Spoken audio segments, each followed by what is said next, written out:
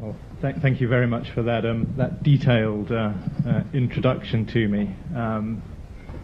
Distinguished guests, panelists, ladies and gentlemen, magandang umaga sa inyong lahat.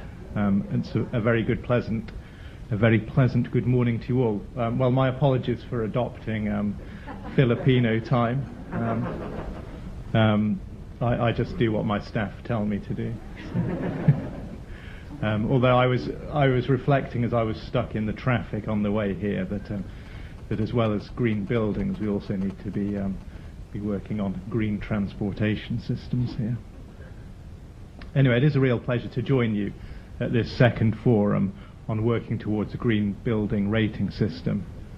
And I'd like to applaud the Philippine Green Building Council for their efforts to pursue a local assessment method for buildings. At the British Embassy in Manila, we're delighted to have the opportunity to partner with the Council to stage this very important event here in Manila this week.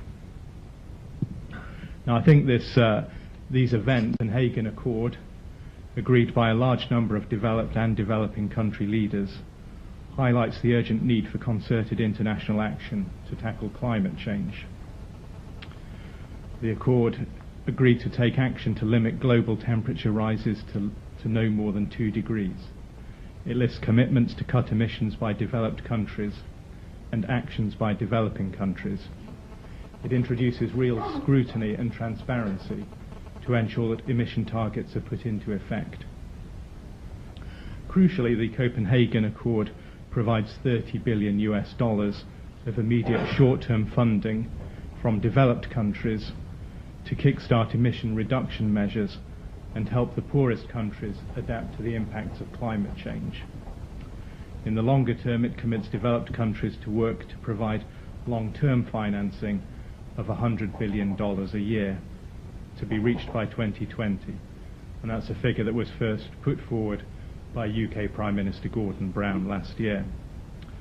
The UK and other countries are now working to convert the Copenhagen Accord into a legally binding agreement as soon as possible.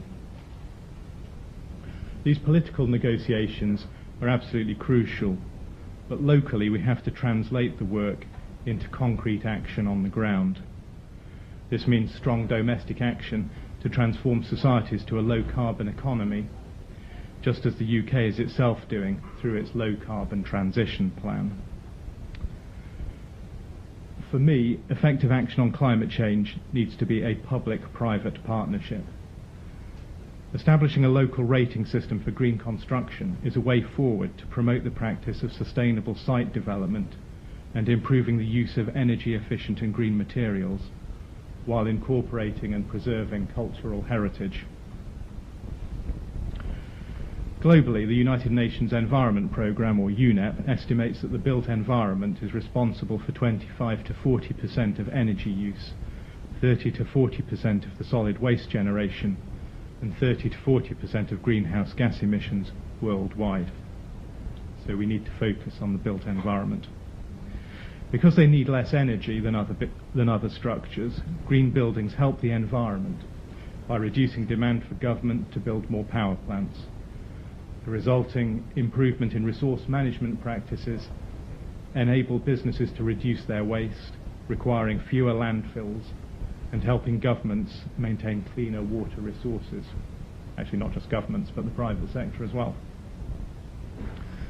The UK Buildings Research Establishment Environmental Assessment Method, or BREEAM, is the earliest building rating system for environmental performance assessment. It was developed by the British Research Establishment in 1990. In the past decade, BREEAM has evolved from a design checklist to a comprehensive assessment tool to be used in various stages of a building life cycle. BREEAM is recognised by the UK building industry as the benchmark for assessing environmental performance.